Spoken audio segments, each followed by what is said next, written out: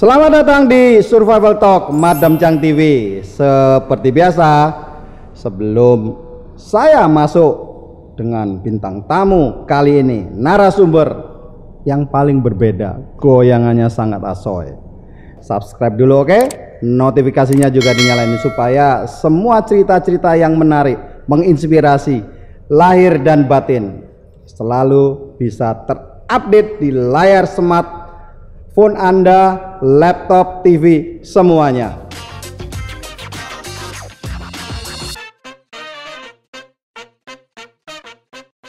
Halo Koko Albert, salam bertahan hidup. Salam bertahan hidup. Iya, ini luar biasa, nanti dites goyangannya ya. Pertanyaan pertama. Ya. Apakah Koko Albert ini termasuk seorang dancer yang profesional atau fun dancer? Untuk sekarang profesional. Sebelumnya awalnya cukup untuk fun. Tapi untuk saat ini udah profesional. Ini. Tapi kalau kita bicara profesional nih, profesional itu artinya kamu make money dan bisa hidup ya, tanpa melakukan yang lain. Apakah profesional bener-bener yang kategori itu atau masih semi profesional? Karena kalau tidak melakukan yang lain, you cannot survive. Untuk saat ini saya sudah ke semi profesional. Oke. Apalagi ada di saat pandemik COVID-19, saya tetap harus bisa survive dan bertahan hidup. Jadi ya apapun dijalani. Tapi bukannya kalau pandemi ya, berbicara tentang digital dan semuanya, orang di rumah malah tidak bisa melakukan di awal-awal nih, tidak bisa melakukan kegiatan outdoor, tapi mereka harus olahraga. Bukannya lebih gampang online ya? Sebenarnya sih kita sudah menjalani beberapa jadi apa kali. Ya? Coach ya? Ya, kita sudah beberapa kali menjalani, dan kebetulan partner saya Tania itu yang lebih fokus di online coaching. Jadi sebenarnya memang lebih susah di online karena dengan kita udah tatap muka aja kadang ilmu yang kita mau sampaikan mungkin belum bisa tersalurkan 100%. Oh, karena harus berpasangan ya? Ya, tapi sebenarnya sekarang makanya lebih digalakkan lagi karena adanya pandemik dan juga online virtual seperti ini, jadi lebih banyak yang solo. Jadi sekarang memang banyak solo. Koko Albert Yuwono ini seorang dancer, bukan sekedar dance. Ayo di komen, di search. Ternyata dance itu sudah dilombakan di ajang dunia olahraga, dan saya baru tahu itu, benar ya? Betul sekali. Dan namanya dance sport. Ya, dance sport. Wah, amazing. Boleh cerita, artinya kenapa dance itu bisa dianggap sport ya? Ya. Memang sekali dance berapa kalori kebakar? Tapi ya nggak bisa bilang gitu, catur juga nggak bakar kalori ya. Olahraganya nggak ada hubungannya dengan bakar kalori, terus dianggap olahraga. Main kartu, catur juga dianggap olahraga. Kalau dance itu boleh tahu apa ceritanya kok bisa jadi dance sport? Jadi awalnya memang dance, ballroom dance. Tapi sekarang karena memang sudah masuk ke cabang olahraga dance sport, jadi ada sisi sportnya. Jadi kita tetap butuh endurance karena kita setiap kali tampil itu 1 menit 30 detik. Jadi patokannya sebenarnya 1 menit 30 detik. 1 menit 30 detik, tapi kalau tak lihat di YouTube yang kemarin you share ya.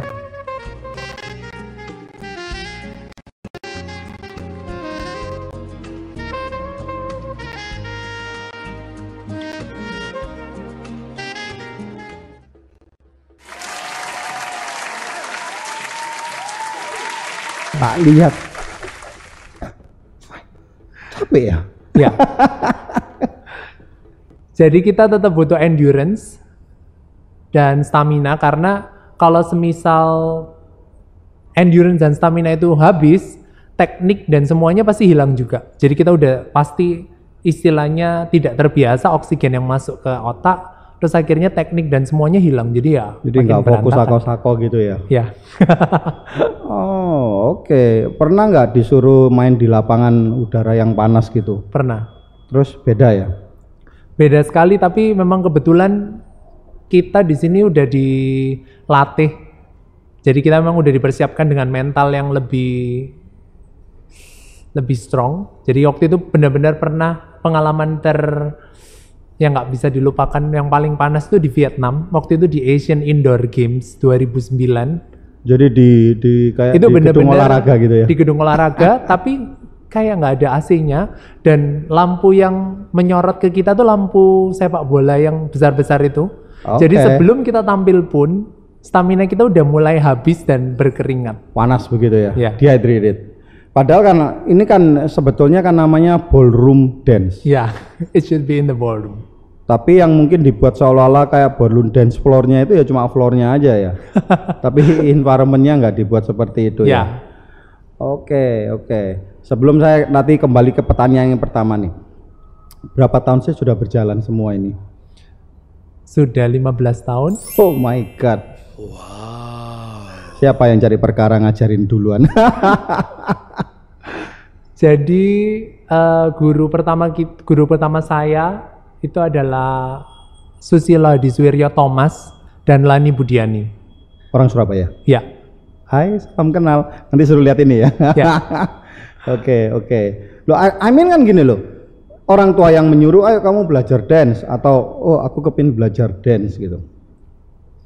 Awalnya saya diajak sama pasangan dance saya yang pertama. Jadi pasangan dance saya yang pertama itu pingin belajar ballroom dance karena sudah melihat film Shall We Dance-nya Richard Gere. Wait, berarti sebelum belajar ballroom dance, kamu sudah seneng any dance begitu berarti ya? Saya suka dance, tapi ballroom dance ini nggak kenal. Oke, jadi yang baru dance pertama kali yang dimaksud 15 tahun yang lalu itu ballroom dance? Yang enggak sih, yang sebelumnya itu modern dance. 15 tahun yang lalu, pertama kali belajar? Pertama kali ya, dance spot sebenarnya dance spot sama ballroom dance sama, cuma istilahnya sebelum mengenal ini saya cuma dance modern dance biasa. Oke. Pertama kali saya kepingin tahu, pertama kali apa yang menjadi inisiasinya? Oh iya, aku kok suka ya goyang-goyang gitu terus. Karena saya dulu punya pengalaman loh. Kalau di zaman saya ya, pertama kali film break dance. Oke. Dan saya kepingin bilang sama mami saya kepingin belajar. Jawabannya apa? Kamu laki kok belajar nari, belajar dance. Ya. Padahal rumah saya dengan Marlupi itu deket. Nggak boleh. Jadi saya balas dendam ke anak saya. No dear, no. Kamu pernah ngalamin seperti itu nggak? Kalau mengalami seperti itu pasti, ya. Dan stigma itu pasti akan tetap ada, dan terutama di Indonesia. Tapi di sini kita mau nunjukin dan kita mau buktiin bahwa sebenarnya meskipun untuk dance, baik itu laki-laki ataupun perempuan dan khususnya laki-laki itu tidak berpengaruh sih. Jadi kalau misal memang seorang laki-laki pingin lebih dengan jalurnya, itu terserah mereka. Tapi untuk dance sendiri kita pasti tetap positif. Dan makanya sekarang sudah ada cabang olahraga ini, kita di sini untuk membuktikan kepada dunia dan juga orang tua bahwa kita bisa menjadi sesuatu. Subscriber, ternyata saya bukan sedang kedatangan tamu seorang dancer, tapi seorang atlet. Atlet loh. Amazing ya. Apakah saya yang ketinggalan zaman baru tahu atau banyak yang nggak tahu sebetulnya kalau dance ini sudah masuk cabang olahraga ya? Sebenarnya memang dance ini sudah cukup lama masuk di olahraga. Tapi ya sosialisasinya mungkin masih kurang. Jadi kita akan melalui survival talk ini ya. Ya. Mau share ke 2 juta orang.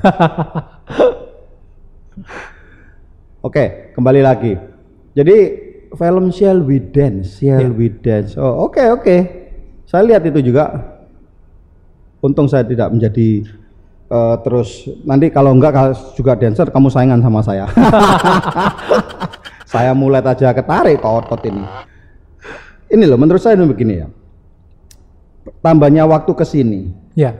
Menurut saya manusia itu perlu belajar nari. Karena itu membuat otot-otot kita ini semua fleksibel ya. Betul. Karena ketika kita bertambahnya umur, semua sumber penyakit itu kalau otot kita menjadi tidak fleksibel sebetulnya. Maka itu yoga itu sangat bagus untuk orang-orang ya, pilates, yoga, membuat stretch ya. Berarti kalau dan sini wah boleh dong. Oh, boleh nih pilihan. Biasanya untuk apalagi kalangan yang sudah lebih papa-papa dan mama-mama, mungkin papa Chang dan mama Chang. Iya, iya. Itu juga bisa apa ya? Selain kita membakar kalori, karena ini benar-benar sangat menghabiskan tenaga. Iya, 1 menit 30 Ya. Anda tak lihat. Tapi harus rada jaim gitu ya gitu ya. Tapi tetap istilahnya kita dapat fun-nya, kita dapat sosialisasinya. Jadi kita sebenarnya kayak cukup paket lengkap. Jadi kita bisa berolahraga, kita bisa bersosialisasi, kita dapat koneksi, teman, tapi kita juga fun sendiri. Jadi apa yang mungkin biasanya sih kalau saya memang kalau stres atau apa, kalau misal sudah di dance itu kadang stresnya bisa hilang sendiri. Sama dengan saya. Kalau saya stres di rumah kepingnya dance gitu loh sama siapa aja gitu. Oh beda itu ya. Ya. Oke, kembali lagi. Kalau sekarang semi profesional, artinya part time lainnya selain untuk menari untuk apa? Who are you? Because I love art, Oke. so I want to dedicate myself to art. So, jadi waktu itu sebenarnya saya ingin belajar dance karena saya ingin kuliah tari. Tapi Di sama dunia itu yang mana ya? Rusia, Inggris, yang kayak begitu yang hebat-hebat itu. ya di Rusia, di Inggris, di Eropa itu pasti banyak. Cuma istilahnya saya mau belajar tari, tapi kembali lagi orang tua saya tidak Di awalnya, memperbolehkan di awalnya, saya kemarinnya itu ya. ya, untuk kuliah di bidang tari. Jadi saya disuruh kuliah yang sudah ada saat ini di Surabaya. Kalau misalnya nanti saya sudah bisa cari uang, Sekolah sendiri, bayar sendiri. ya kayak gitu. Jadi akhirnya saya harus memilih bidang studi yang berkaitan dengan seni. Akhirnya saya memutuskan interior design karena di sana masih ada seninya pasti. Iya, iya, iya. Dan sekarang saya juga bekerja juga sebagai interior designer. Ada kapan kira-kira target apa yang mau dilepas? Yang dilepas narinya atau interior desainnya? Kalau itu saya tidak bisa jawab sih. Semua tergantung rekening di bank sebetulnya ya. Saya pasti akan tetap berjuang. Bener nggak sih ya, Albert? Karena di Indonesia ini sesuatu yang seni yang seperti ini, I mean gini loh, Indonesia ini baru 70 berapa tahun merdeka. Ya.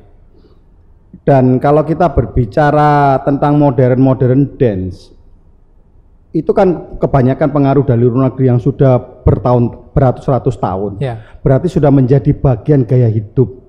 Dan banyak orang bisa kaya raya dengan melakukan ini. Tapi kalau berbicara tanpa mengurangi dan membandingkan mana yang lebih tinggi, tapi kalau berbicara, saya belum pernah bisa melihat, meskipun sejarah Indonesia ini sangat panjang, berarti tari-tarian tradisionalnya, saya belum bisa melihat sampai bisa jadi seorang yang kaya raya dengan hanya menari tradisional. Bener nggak sih? Apalagi kalau mungkin dengan mode, ya artinya begini. Kalau tarian tradisional mungkin pangsanya jauh lebih banyak mungkin di Indonesia daripada modern dance. Ketika kita berbicara bisnis itu akan lebih menghasilkan ketika berbicara tentang market yang lebih besar gitu loh, dan lebih mengenal. Nah, di Indonesia sendiri ada nggak ya penari tradisional yang benar-benar bisa hebat, hanya fokus kepada belajar menari dan dia jadi sangat kaya raya? Untuk saat ini ada. Ada ya? Salah Di satunya kan pasti itu. kalau ya itu legenda kita yang masih hidup. Tapi itu memang 200-300 juta mungkin cuma satu orang ya. Itu saya kadang-kadang itu bingung kalau dia pakai topeng ini sebetulnya mukanya dia itu menghadap yang mana, tangannya dia yang mana. Itu memang amazing orang itu. Amazing. Ya. Oke, kalau berbicara tradisional dance, pernah nggak nyoba? Traditional dance saya tidak pernah menekuni, tapi saya pernah coba untuk sedikit waktu saya tugas akhir skripsi desain interior. Saya ingin memberikan sentuhan seni tari, jadi saya memberikan, waktu itu ada perancangan Pusat Kesenian Jawa Timur, saya memilih judul itu sendiri dan saya mengambil tema tari ngremo. Jadi saya berusaha belajar tari ngremo itu dari Jawa Timur. Dan setelah saya belajar di evaluasi akhir waktu sidang, saya disuruh tari ngremo. Nari ngremo karena saya merancang itu, apakah saya tahu tari ngremo itu? Dan akhirnya saya sedikit menunjukkan itu. Jadi ada Saya gunanya ini juga sih. bisa loh tari tradisional. Loh, enggak percaya, guyunya lo enak. Enggak percaya toh? Tarian yang saya bisa itu tarian kecak. Loh, bisa kan? Ya begitu. Begitu kok. Tapi ternyata loh sebetulnya saya waktu ke Bali kemarin ngobrol sama orang-orang Bali, ternyata kalau kita orang tidak nafasnya tidak kuat, kamu pasti semaput. Otak kehilangan oksigen. Tari kecak itu lu bener lu. Tidak semudah yang cak begitu loh. Semua itu ternyata punya teknik kesulitannya sendiri. Pasti. Tapi pernah ngeremo nih sama ballroom dance, mana yang lebih sulit? Ballroom, kalau saya ballroom dance. Ballroom dance.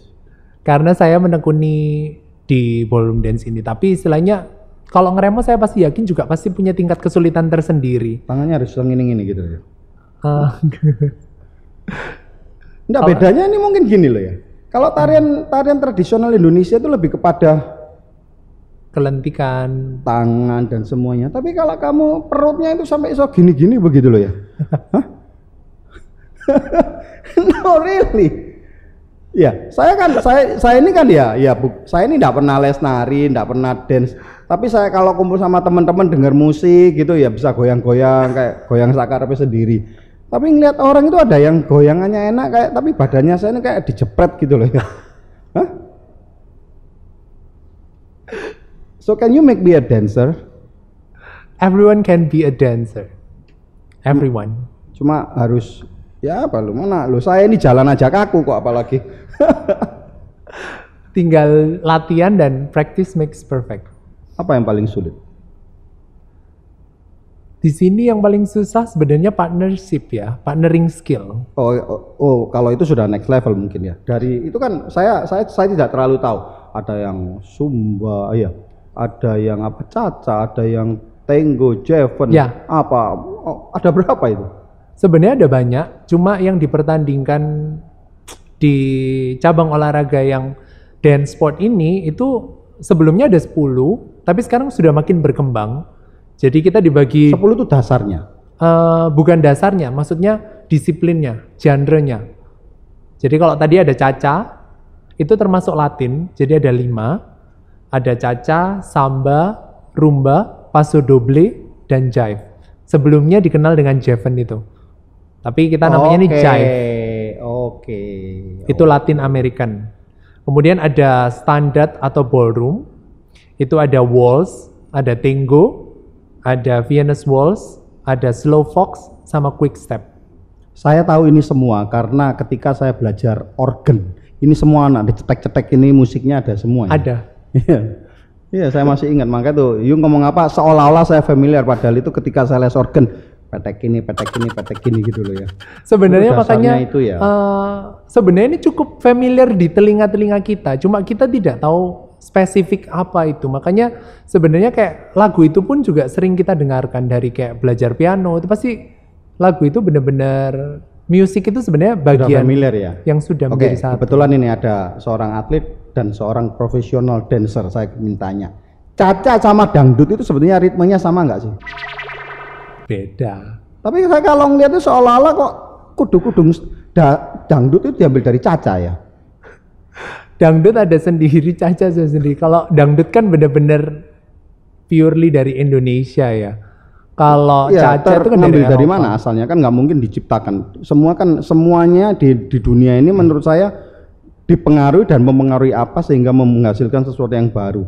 Kalau kita melihat dangdut ini kan umurnya pasti lebih muda daripada Caca. Loh, meskipun dangdut ada dangdut koplo, dangdut apa saya nggak paham ya. Tapi ada yang saya melihat ini kadang house music aja bisa kayak dangdut gitu loh ya. Karena itu benar-benar sudah dipengaruhi. Jadi kayak lagunya pun yang benar-benar lagu apa ya, lagu barat atau yang bisa dibuat tari hip hop tapi benar-benar ada sentuhan dangdut. Akhirnya lagu itu bisa jadi lagu dangdut. Terus belakangan yang anak milenial shuffle apa semua Shuffling. bisa ya. Saya bisa sih keseliunya. Pernah nggak terus kesalah urat begitu? Pernah. Jadi ya memang kalau kita udah mau menekuni ini keseleo ataupun cedera itu udah Kita harus siap dengan semua. Kebanyakan mana? Kaki? Ya, kita lebih ke kaki karena kita pakai heels. Jadi kalau mainnya juga pakai heel? Ya, jadi kalau cowok pun pakai heels kecil sekitar 3 sentian. Pantofel itu ya? Ya, ada sedikit. Kalau standar atau ballroom tadi yang waltz itu lebih pendek. Tapi kalau untuk perempuannya, lady-nya pakai 7 atau 9. Oh my god. Jalan normal aja mungkin nyonya saya bisa keplotek. Ya. Itu goyang seperti itu. Lah terus yang dilempar-lempar ke atas ceweknya itu? Itu ada juga, tapi kalau itu kita... Itu aliran apa? Itu sama sih, tapi maksudnya itu kan lebih ke kayak exhibition, show dance. Jadi show. Tapi kalau untuk yang cabang olahraga, kita untuk satu aturan yang itu kita tidak boleh. Jadi kita tidak boleh lepas dari lantai, off floor, selama 3 detik. Jadi kita nggak boleh angkat-angkat itu. Tapi kalau misal kayak di kejuaraan dunia, atau di suatu kejuaraan terbuka, dia punya event sendiri tadi namanya show dance atau jadi udah disiapkan seperti itu. Jadi kalau yang untuk benar-benar yang kayak cabang olahraga kemarin SEA Games ataupun World Games itu kita nggak ada yang sampai angkat-angkat. World Games yang kemarin tahun berapa terakhir? Kalau World Games yang kemarin sempat berapa ya? Yang kemarin di Filipina itu SEA Games ya? Ya itu SEA Games. Ya? And nomor? Saya di nomor 5 kebetulan. Nomor 5, kalah dengan siapa? Yang nomor 1-nya dari Filipina. Filipina ini ya, nari pinter, nyanyi pinter. Kenapa kok bisa kalah? Kalau kamu diam gini loh, you look like Filipino. Mungkin dia salah mungkin.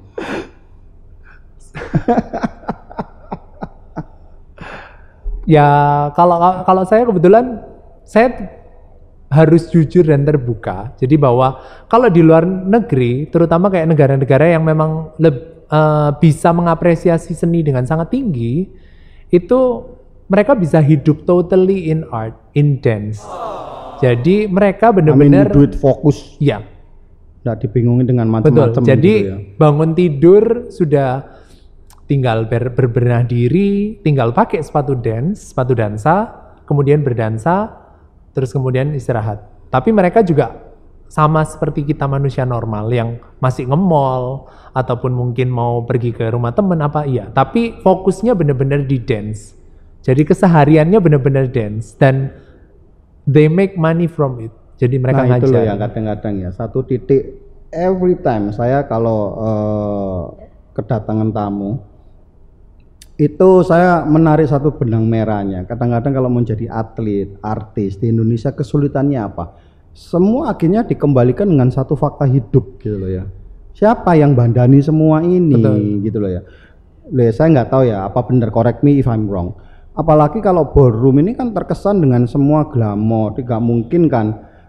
Saya nggak tahu sepatunya mungkin khusus, kalau sepatunya yang murah-murah dipakai muter sekali terus heelnya lepas gitu loh ya. Atau terus nggak nyaman, kakimu blister dan semuanya, ya kan. Jadi ini yang kadang-kadang menjadi seseorang ini di age tertentu mereka di persimpangan lanjut atau dia harus ngambil belok kanan atau kiri gitu loh ya. Kamu sudah disampai di perempatan itu belum? Atau masih belum, masih naik jalan tol ini? Kemarin sebenarnya tahun lalu, SEA Games kan tahun lalu, itu saya berada di perempatan itu. Jadi karena saya sudah menekuni ini dan saya juga bekerja sebagai interior designer, saya harus memutuskan apakah saya harus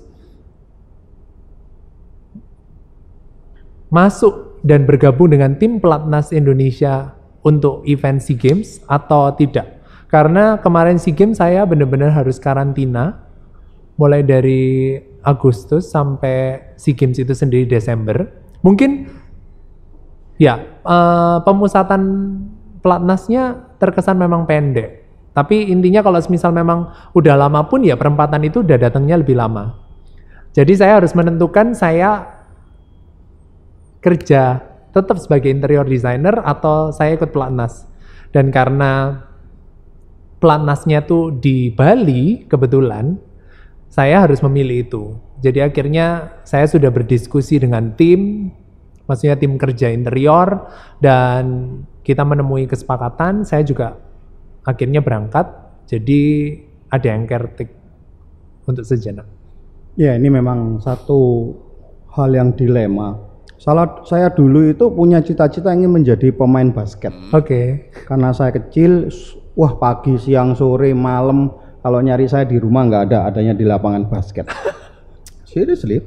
Jadi saya ini kepingin, tapi orang tua saya selalu bilang, kamu mau jadi apa? Mau jadi apa? Semua jadi apa? Jadi apa? Jadi apa?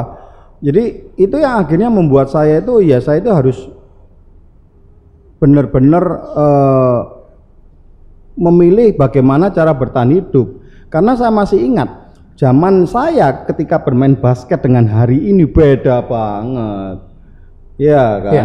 Kalau sekarang nih orang basket pro basket ya, dengan adanya liga basket dan semuanya, penghasilan ratusan juta masih masuk akal gitu. Zaman saya dulu nggak bisa. Kadang-kadang mau pelatnas saja harus minta izin ke perusahaannya dan harus menghadapin kamu tak pecat. Ya. Atau enggak usah ikut pelatnas. Betul. Ya, termasuk teman saya sendiri di zamannya, dia harus mewakili Indonesia menjadi pemain basket ke luar negeri. Dia pun kadang-kadang ada yang akhirnya tidak berangkat karena harus pilihan itu. Betul. Tapi ada yang berangkat ketika dia pulang. Ya dia struggle lagi memulai semuanya, nyari kerja lagi, apalagi termasuk sepak bola. Dulu pernah begitu, tetapi dengan adanya liga sepak bola sekarang yang sangat luar biasa, akhirnya jauh lebih baik. Nah, di dance sport sendiri ini kan termasuk sudah bukan masalah hura-hura. Kalau orang nari-nari kan kadang-kadang iyalah ya apa kamu mau make a living gitu loh ya. Misalkan kecuali kamu di hire oleh seorang penyanyi Amerika yang hebat gitu loh. Jadi biasanya langsung jadi kaya raya. Nah, nasib olahraga ini yang mau saya tanya, Albert sendiri ini kepingin benar-benar menjadi bagian karena as your passion atau hidup di alam realistis?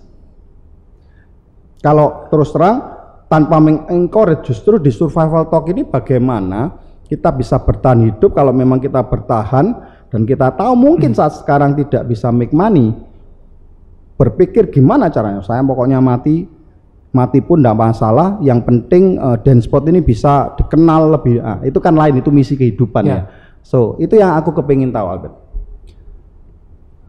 Jadi kalau memang kebetulan saya menekuni benar-benar dance sport ini, itu karena memang passion saya. Jadi memang betul tadi yang benar-benar sudah dibahas dan bahwa bukan bahas sih, sudah diucapkan oleh Papa Chang bahwa dance sport ini memang bukan sesuatu yang murah, bukan olahraga yang murah, tapi memang benar-benar mahal, cukup mahal. Mulai dari kita kalau mau berkompetisi di luar negeri, mau belajarnya sendiri, perlengkapannya sendiri, itu memang cukup pricey. Tapi di sini ya kita harus berusaha, ya memang kita harus tekun berlatih dulu. Nanti kalau misal kita sudah menghasilkan sebuah prestasi, kita juga sudah bisa mencari sponsorship. Ya, terus kemudian dari sana kalau sudah selesai, nanti kita masuk ke pertandingan-pertandingan yang sudah mewakili negara ataupun provinsi kita. Nanti kita juga bisa mendapatkan reward, apresiasi itu sendiri. Nah dari sana otomatis persaingan di antara provinsi itu ada. Nah, salah satu lainnya yang pingin di-share juga adalah karena kita pingin share ke generasi muda, istilahnya kita mau mencari pembibitan baru, jadi Jawa Timur juga tetap punya taring melawan juga provinsi yang lain. Berarti PON juga ya ditarungkan ya, siapa yang paling hebat di antara di provinsi-provinsi di Indonesia ini? Kalau provinsinya cukup banyak beberapa, jadi udah ada dari DKI Jakarta, terus kemudian itu biasanya yang lawan yang berat-berat itu di situ ya? Ya DKI Jakarta, terus kemudian sekarang yang sudah naik ada dari Kalimantan Timur, dari Bali, itu semua sekarang sudah pembibitannya udah gila-gilaan. Jadi di sini kita ingin akhirnya Jawa Timur juga nggak pingin kalah. Jadi kita udah pelan-pelan kembali regenerasi kembali. Bisa nggak dikatakan ballroom dance ini atau dance sport ini termasuk dance atau mainannya orang kaya? Boleh dibilang seperti itu juga, tapi di sini apalagi kalau adanya pandemi kayak gini, kita tahu. Jadi untuk secara finansial pasti juga udah susah, lebih struggle. Tapi di sini itu panggilan. Jadi kayak semisal contohnya kita sebagai pedansa-pedansa senior, maksudnya yang sebelumnya sudah berkecimpung di dunia ini, mau nggak kita nge-share lebih meskipun dengan harga yang reasonable, istilahnya cuma oke, kalau misalnya kita benar-benar untuk tim kita, untuk provinsi kita, kadang kita berbagi. Jadi kebetulan saya dengan guru saya Bulani Budiani dan partner saya Tania, kemarin kita sempat juga pingin berbagi ke atlet-atlet di Kota Malang, di Kota Blitar. Jadi itu benar-benar kita terpanggil. Jadi kita tidak mencari secara materi, tapi kita ingin membangun. Justru orang-orang seperti kamu, Albert, itu nggak banyak. Tapi saya yakin kalau orang-orang passionnya itu di atas kehidupan realitasnya itu lebih besar. Itu apapun yang dibesarkan, saya yakin bisa lebih besar. Karena terus terang, suka atau tidak suka, kita harus mengakuin ya, Indonesia ini tidak mensupport atau infrastruktur untuk kegiatan-kegiatan tertentu itu sudah established. Contohnya begini, jangankan berbicara hal-hal yang seperti ini, kita berbicara pariwisata di Indonesia aja, ya.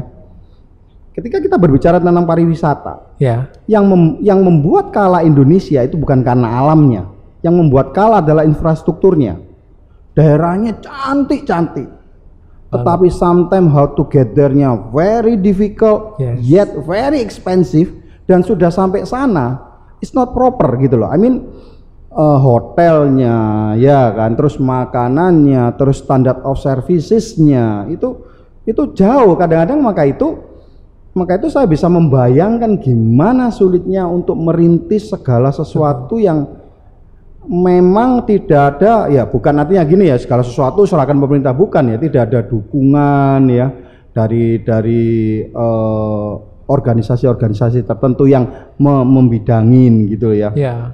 Contoh, saya ini termasuk bowler. Ya. Saya juga sulit, saya sempat ingin bercita-cita membesarkan olahraga bowling di Surabaya. Meskipun pernah grup saya ini di Indonesia, di PBI, itu menjadi grup terbesar mulai dari sebelum saya masuk, ketika saya masuk, dan akhirnya saya bisa membesarkan dan sudah paling besar se-Indonesia. Kemudian gimana caranya bisa membuat prestasi? Look Today 2020, di mana kita main bowling yang bisa berlatih dengan nyaman, wong cuma ada satu, itu pun juga tidak mendukung atlet, sangat panas, dimana kalau kita main bowling itu harus dingin supaya tidak swell dan tidak bengkak, bolanya bisa keluar dengan mudah. Nah, contoh yang seperti itu, semoga dengan survival talk ini bukan untuk membuat Anda ciut, tetapi oh ya, ini tantangan yang memang realitas, dan terus ini gimana caranya kita untuk bisa terus berjuang, kan begitu ya. Nextnya apa? Strategi untuk membesarkannya? Strateginya ya dengan a lot of exhibition ya.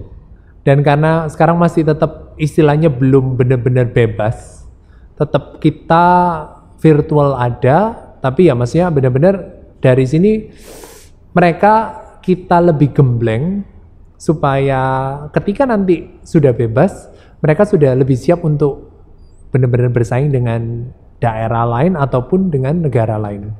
Nah, belajar ballroom dance seperti ini untuk bisa menjadi atlet sport dance ini, dance sport, umur berapa yang paling memungkinkan?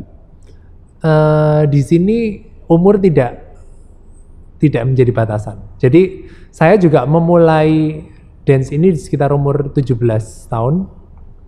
Tapi mungkin secara alami kamu lebih fleksibel gitu ya mungkin ya?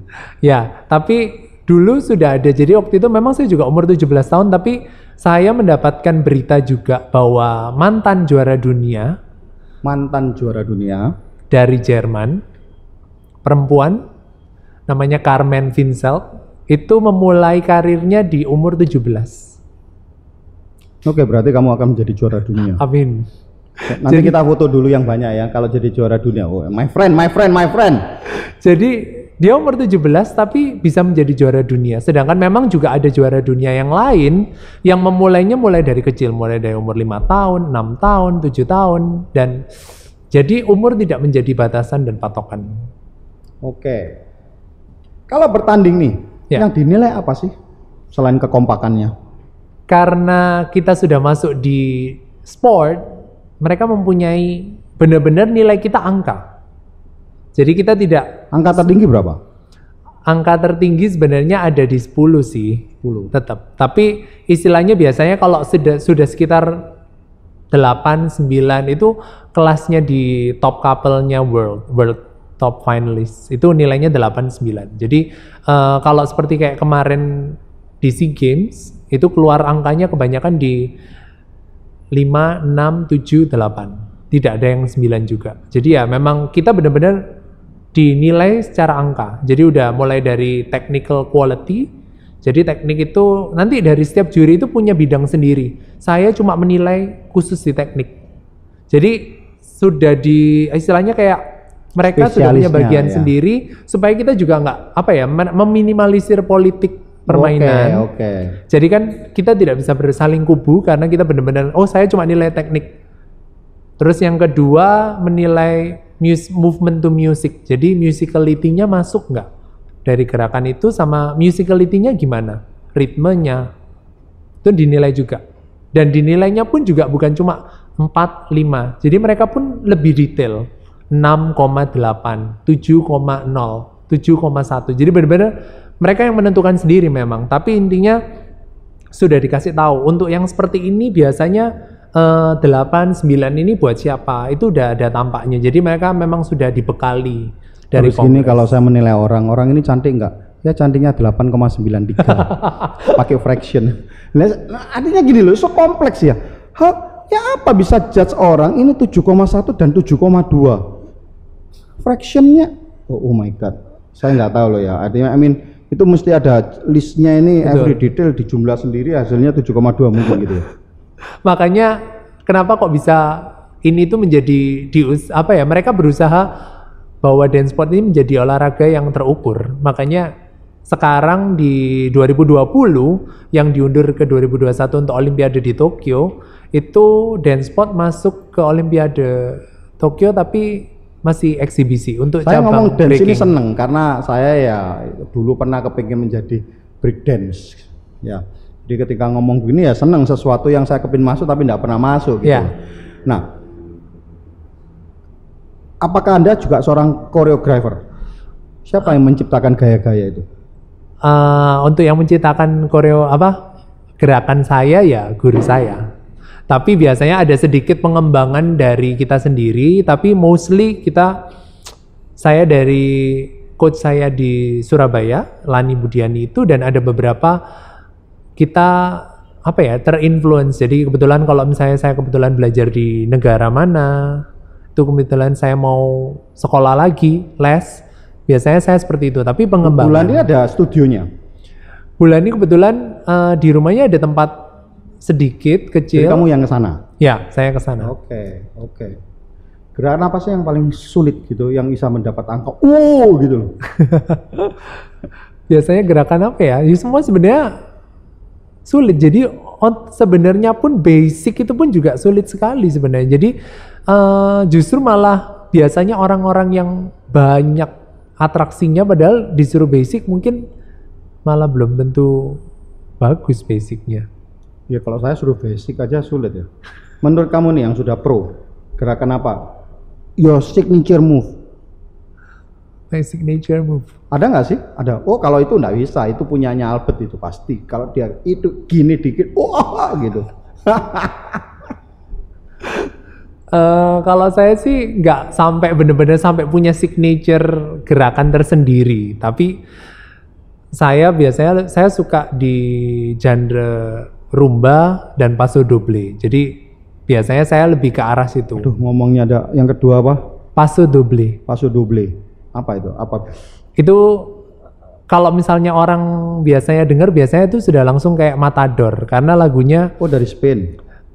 Itu influence-nya sebenarnya dari France sih, dari Prancis. Cuma banyak dari Spain juga, dia campuran, ada Argentine tangonya sedikit, ada.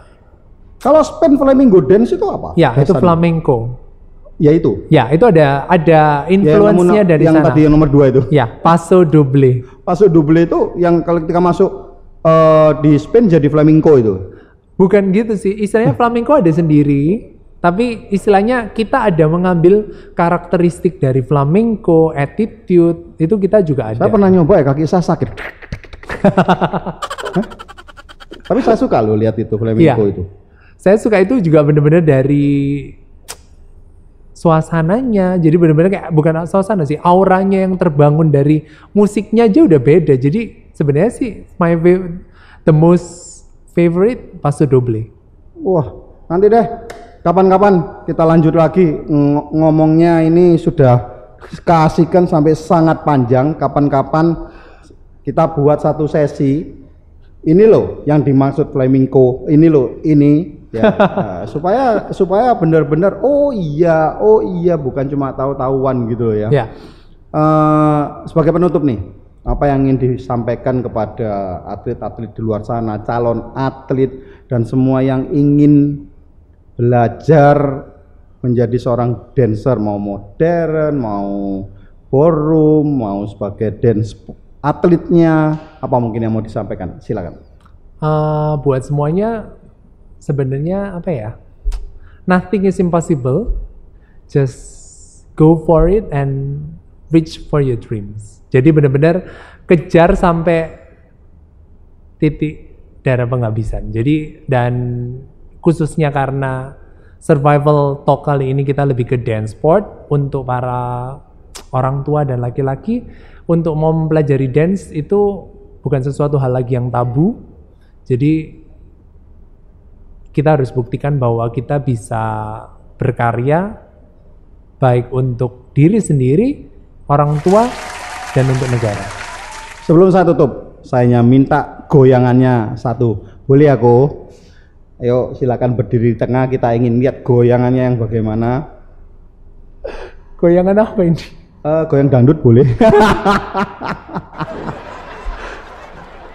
Di sini? Ya, di tengah-tengah sini. Gerakan apa ya? Ini ya, kalau ngelihat Albert lagi dance dengan sekarang malu-malu itu 180 derajat. You lihat YouTube-nya, search Albert Yono. Waktu lomba, wah, different class. Saya kasih sedikit di jive aja ya, karena itu lebih fun and energetic. Wah, jive senengan saya, bisa mencak-mencak.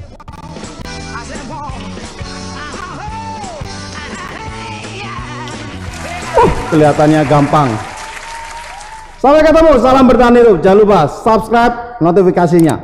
Thank you, Albert. Sukses selalu dan semoga menjadi inspirasi banyak orang dan menjadi olahraga ini, cabang olahraga ini menjadi lebih populer dan lebih banyak pribadi-pribadi orang tua di luar sana seperti saya yang dulunya ini terbelakang menjadi lebih terbuka. Salam bertahan hidup. Salam bertahan hidup.